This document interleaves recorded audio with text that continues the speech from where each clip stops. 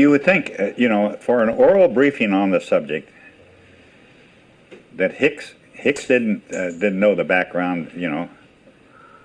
I told him, I told him what had happened. I said I had worked on these, I made these, and then Lundahl told me to, when one of them came back, let me mention something here. Hicks thought a lot of me, and Hicks put me on a lot of very touchy projects, and he always had a lot of praise for me. He would send nice little memos to me whenever I did something good. So I was on, but that one time, that bothered him, really. He was mad in hell. I just don't understand, though, Lundahl not telling me what was going on, because Lundahl would always tell me what the score was, so that, and Lundahl would always tell me, if you see something where I can get burned or anything like that, you make damn sure come up here and see me. And the same thing with Hicks. Mm-hmm. But I don't know what.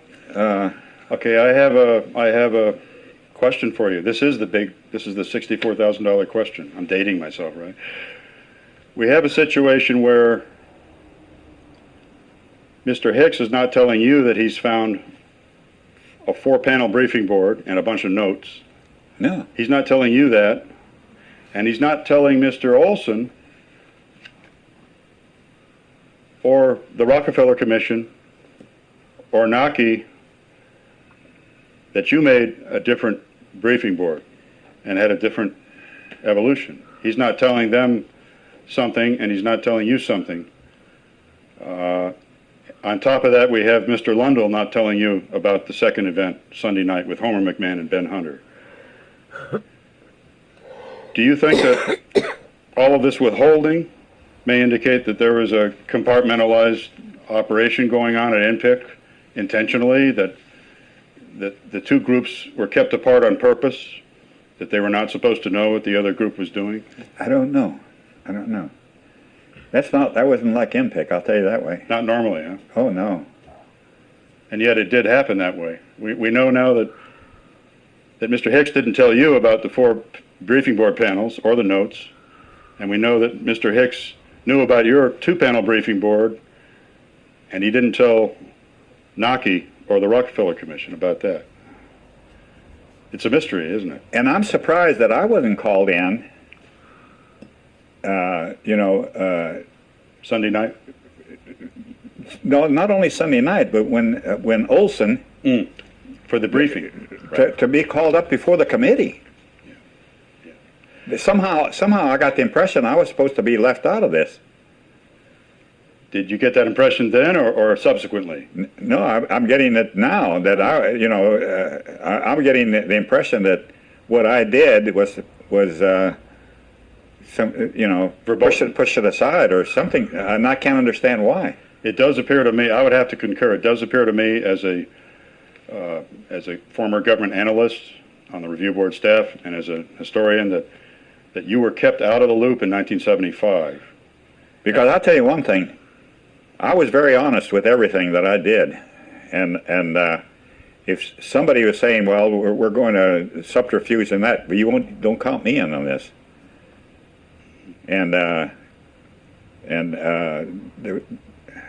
I just can't understand, though. The only thing I can think of is that Lundahl said, because I had worked all through the night, and he had seen the work that I did, and he was pleased with what I did for him, and he was taking it over to McCone. And he said, what are you going to do? You doing? I said, I'm going to go home. I'm tired. I'm going to go to sleep. And the only thing I can think of is he'd call Sands. But why? And yet, why didn't he tell you? Why didn't he tell me? Right. If it was routine operation with nothing sensitive, why didn't he tell you about it? Heating and AC in a redesigned cab. A new patent-pending open-top wrench design. A hydraulic catwalk for a fast one-man setup. The future of HDD is here. The DD600 from American Augers. I have an itch in my throat that I cannot scratch, or can I? Claritin Liquid is powerful allergy relief in an instantly soothing liquid. Not only...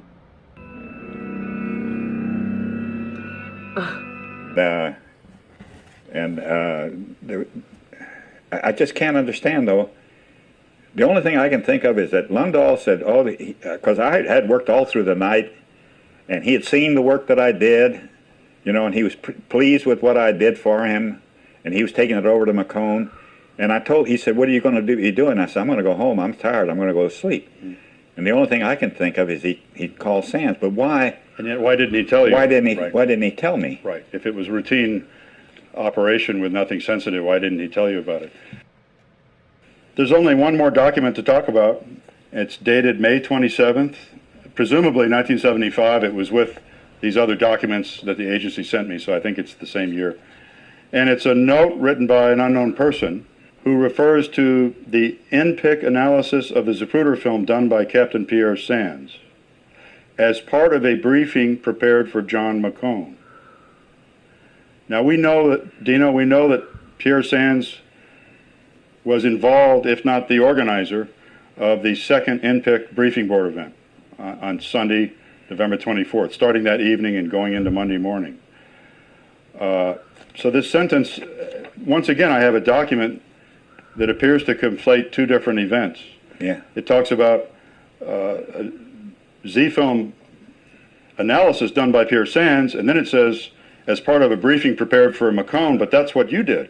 I don't know whether this was an intent by someone to conflate two issues, to confuse history and to hide something, or whether it was a poorly written document by someone who wasn't there and didn't know what they were talking about. That's what it sounded I just don't know. That's what it sounded like to me. Do you have any final thoughts about that confusing time that you'd like to elaborate? No, I took part in it, and I did the boards that I told you about, and the fact that we had to go and get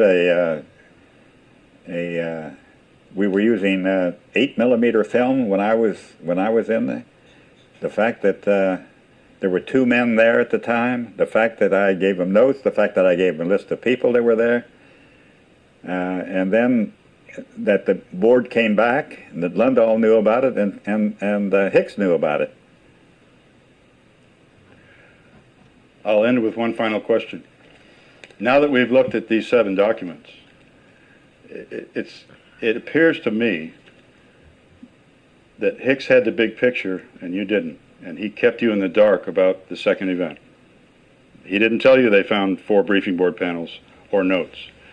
I've been either purposely kept out of the loop and I can't figure out why, because my relationship with Lundahl was just top flight.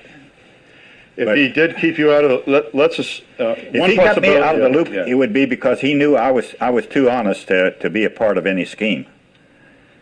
Because he and I were close. In other words, if he kept you out of the loop, it would have been because he knew you were too honest, and because he might have been ordered to. Would that be a possibility? It could be a possibility, but I don't know. Do you think it's possible that Pierre Sands would have done all this activity Sunday night, going out of his way probably to pick different people that were not involved the night before without receiving orders from Lundahl? What's the possibility that Pierre Sands was freewheeling and doing this for someone else? Now, the people that you're talking about, they're not photo interpreters. The 2 people that were down there are not photo interpreters. And they only made the prints, but they made that clear. They didn't claim to be. They only made the prints. Yeah, but the analysis, I was a photo interpreter. I could look at the imagery, and Ralph Pierce could look at the imagery for anything. In other words, we were looking at the imagery from a photo interpretation point of view, what we were seeing. I can't imagine though that you go in and do the work, and you're not with Sands, and you're not keeping Lundahl posted. This is sensitive stuff, but I can't understand why Banfield wasn't there. You know, lab. You think something this sensitive, you'd have a lab chief in there. Eastman Kodak had a camera called a Hawkeye. And then that building, Hawkeye, when they finished producing the cameras, they changed it into a photo lab. And they experiment with all things. And we had a close relationship with them. If you wanted anything done with photography, contact Ed Green at Hawkeye, and he would do it for you. And then they had 3 of the most brilliant photo men I think I've ever met. and one was one was Ed Green. Hawkeye has got the best lab for anything. That's where they developed the U-2 film, the satellite films, and everything else. If it was something special, if it was high priority of national interest, then it would the U-2 would fly the mission, and the film would be brought back right to Eastman or to the Navy processing plant at Suitland. For example, the flights over Cuba fighting the missile, that was processed by the Navy. Is it fair to say that the CIA had a contractual, formal relationship with Kodak and the Hawkeye plant to do certain tasks on demand? Oh, yeah, sure. See, the plant was divided, and it just so happened that all the CIA material was in a classified area. And so I only visited the classified area. I didn't go into the unclassified. I never did roam the unclassified area that they were working with. When I tell you that Secret Service agent Bill Smith informed Homer McMahon at INPIC on Sunday night, November 24th, when I tell you that Bill Smith told him that this motion picture film of the assassination, the Zapruder film, was processed at Hawkeye, he used the word Hawkeye Works. Does that sound feasible to you, that a whole movie would be processed there? Yes, you want the finest work that you can get, sure. You know that if it went there, you were going to get a first class print job. Dino, during your interviews with Peter Janney in the year 2009, many interviews, you told Peter repeatedly that, quote unquote, at Hawkeye Works they could do anything. Quote unquote, they could do anything. Would you still stand by that general assessment? Oh, yeah. Did it require a minimum clearance level, such as top secret, to get into the classified area, or above top secret? No, it was top secret. You had to send the message. They had to check you out. It was everything, a regular security job. So is it fair to say that you wrote a one-page synopsis of your event making briefing boards from the original Zapruder film for the official INPIC history? Right. And you did this during the 1980s after you retired. Right. At My Eye Doctor, nothing is more important than how you see the world. We welcome all insurances and offer hundreds of frames that fit your life. Now, the thing that's important to understand is that the surviving set of briefing boards, these 4 panels that are in the archives today, in which anyone can go and study, the images on those boards are the same as the images in the film we know today. So any alteration done to the film had to be done on Sunday, November 24th, during a 12-hour period in Rochester, New York at Hawkeye Works. And the reconstructed Zapruder film that was delivered to Homer McMahon Sunday night was the finished version. They were done. That means the alterations were conducted during a one-day period, Sunday, November 24th. Now, was there time to do this? I think there was. Dino Brugione recalled quite clearly during my interview in 2011 that the 2 Secret Service agents that brought him the original Zapruder film left Washington, D.C. with the film at 3 o'clock in the morning on Sunday, November 24th. They left. They didn't wait for their briefing boards to be completed. They saw what the prints were going to look like. They left town with the film. Late Sunday night, that film, the Zapruder film, arrives again in Washington at the same building, NPIC. It's in a different format, 16 millimeters wide. Now, Homer McMahon and Ben Hunter, who worked on event number 2, were cautioned that they were not allowed to discuss their event with anyone else at NPIC. They were not allowed to even discuss it with their supervisors. And if they were asked why they put in for overtime, because they had to work all night from Sunday to Monday, they were told to refer all questions to Captain Sands. Captain Sands was the deputy director of NPIC in 1963. He was a Navy captain. He opened up the facility that night, and he introduced Bill Smith of the Secret Service to Homer McMahon and Ben Hunter. They were not allowed to discuss their activity with anyone. They never knew that there was an event number 1 the night before. Dino Brugione never knew that there was an event number 2 the night after his event until 2009 when Peter Janney informed him. And at first he was really in a state of denial because he was the duty officer all weekend. He said if there was any other activity with the film, I should have known about it. Yes, he participated in an important event, the making of briefing boards with blow-ups from the original Zapruder film, but that he was cut out of the loop later that weekend, and cut out of the loop by his own boss, Arthur Lundell. Arthur Lundell was revered by Dino Brugione. Arthur Lundell was the head of NPIC. He was the world's preeminent photo interpreter. He was the founder of the center. He clearly kept Dino out of the loop later that weekend and had his deputy director manage a second operation the following night. So consider what this means. We've all thought for years that the original Zapruder film went to the Life magazine printing plant in Chicago Saturday afternoon and stayed there all weekend. We now know that cannot be true. Dino Brugione said the two Secret Service agents who brought him the Zapruder film at about 10 p.m. Saturday night had never yet seen the film. They had not seen it. They were as shocked by the film as he was. The fact that they arrived at 10 o'clock at night tells me that the film was intercepted in Chicago, either at the airport when it arrived from Dallas, either intercepted at the airport or intercepted at the Life facilities and borrowed by the government for the rest of the weekend. The two agents who delivered it to Dino had not seen it yet. They left at 3 a.m. the next morning. If we give them 3 hours to get to Rochester, New York, to the Hawkeye plant, that gives them about 12 hours to work on the film. Let's say they start working on the film at 6 a.m., 12 hours. They might be finished with their crude edits and crude alterations by 6 p.m. We know that the double 8 version of the Zapruder film was delivered to Homer McMahon very late at night, well after dark. Let's just speculate about 9 p.m.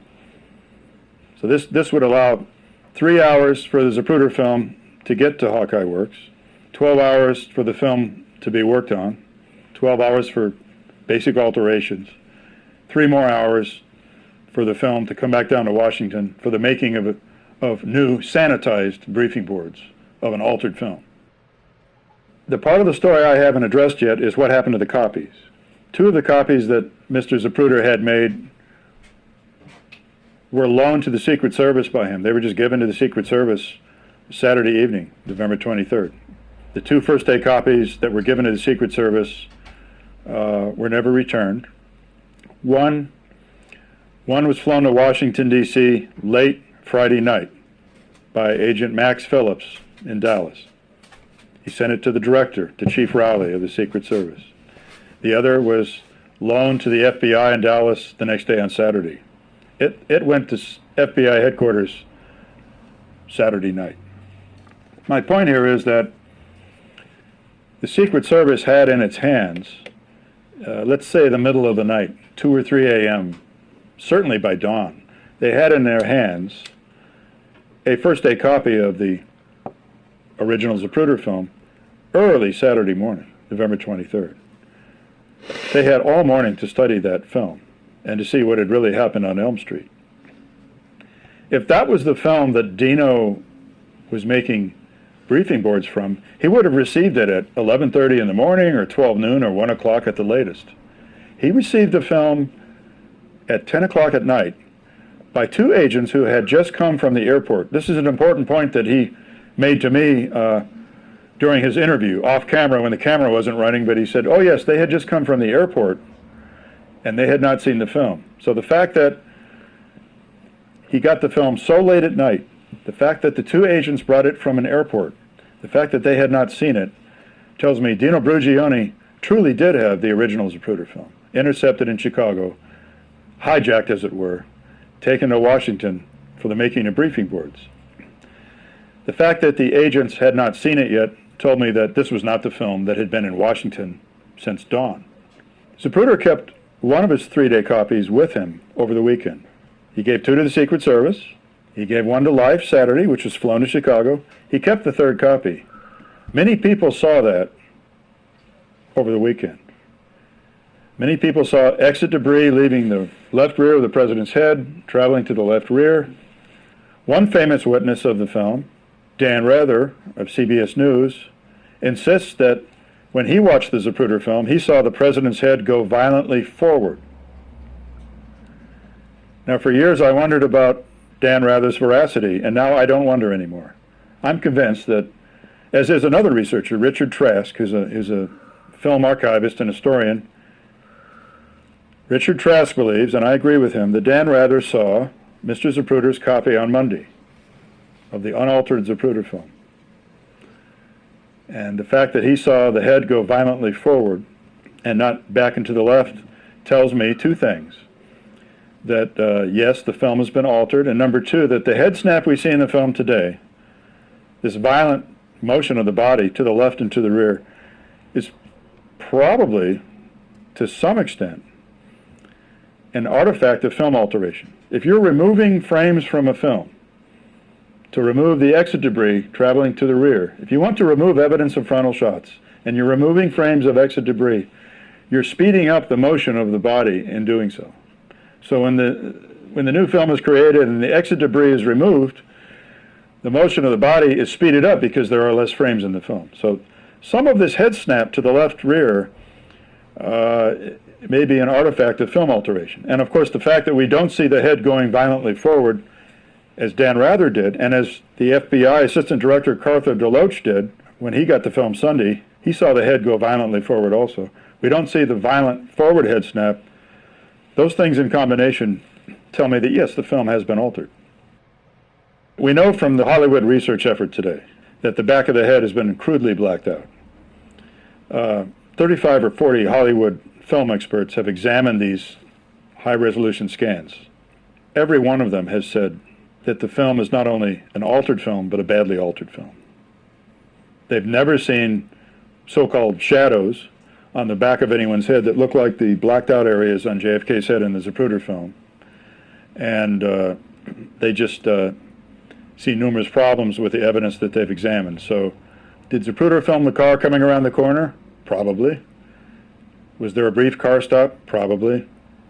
Has the back of the head been blacked out to hide the true exit wound? Without a doubt. That's the one thing that I'm certain about, is that the back of the head has been blacked out. The world will soon see this evidence. It will soon be available for everyone to see. And I put this to you. If the film is altered in even just one respect, the entire film is suspect. All the research done on the timing problem of the shots is suspect if frames have been removed from the film. If a car stop has been removed, then the so-called timing problem in the film, numbers of seconds between shots, is suspect.